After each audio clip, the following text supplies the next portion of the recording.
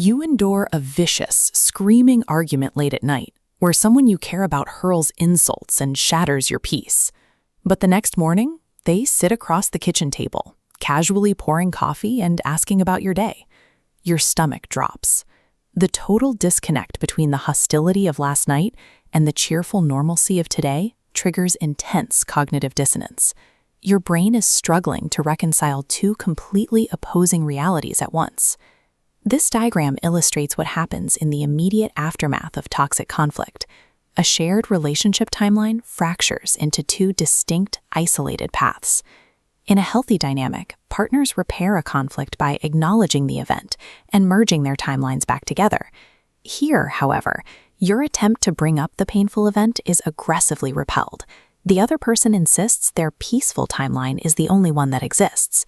Carrying the weight of this unresolved reality takes a severe physical toll. Victims frequently report chronic sleep deprivation, a depleted adrenal system from being stuck in a fight-or-flight response, and even elevated thyroid antibodies due to chronic stress. This performance of normalcy is a systematic weaponization of your own grip on objective reality. To understand why a person does this, we have to look inside their mind. It operates like a fortified fortress, built to protect a single, highly fragile entity, their ego. Carl Jung offers a precise way to decode these mental defenses. The Swiss psychiatrist founded analytical psychology, exploring the depths of the human unconscious. According to this framework, the ego has one primary job: to cast the individual as the main character and the hero of their own life story. This hero must always appear moral, rational, and good. When they lash out and inflict pain, those cruel actions directly contradict their heroic self-image. The ego interprets this moral contradiction as a life-or-death crisis.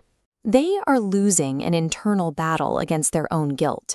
Erasing the event from their mind prevents their entire identity from collapsing under shame.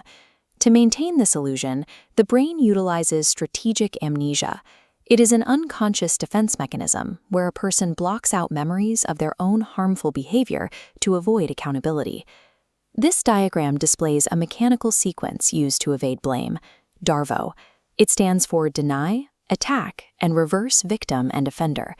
They deny the event occurred, then attack. The offender's accountability shrinks, reversing roles to label you the aggressor. This stage of denial relies heavily on projection.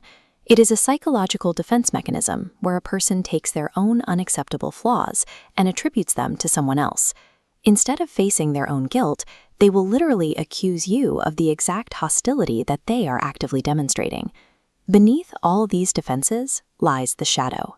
In Jungian psychology, the shadow is the unconscious part of the personality that stores all repressed rage, envy, and cruelty.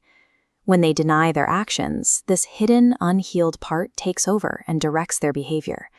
This weaponization of normalcy creates a psychological trap. You must choose between abandoning your sanity to keep the peace, or standing by the truth and accepting the label that you are too sensitive. If you find yourself repeatedly drawn into relationships where your reality is dismissed, that feeling of painful familiarity is a crucial signal from your own psyche. It points to a dynamic called repetition compulsion.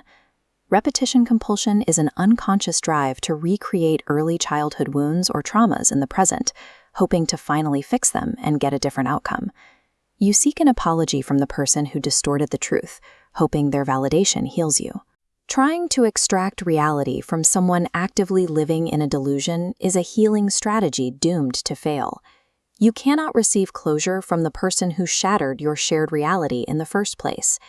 The resolution you are looking for has to come from within. To disarm this distortion, you have to shift your clinical focus away from their behavior and toward your own responses. This starts by separating firm assertion from aggression. When confronting them, rely on I statements that center your feelings rather than attacking their character. Set a goal for the conversation that relies entirely on your ability to express yourself, completely independent of how they respond. Boundaries function as sacred containers for your own peace, a declaration that your self-worth is non-negotiable. Holding that boundary allows you to practice authentic forgiveness. This type of forgiveness is a tool for your own self-liberation. It does not require you to reconnect with them, and it certainly does not require them to admit their guilt. You process the anger, understand their denial, and release the burden.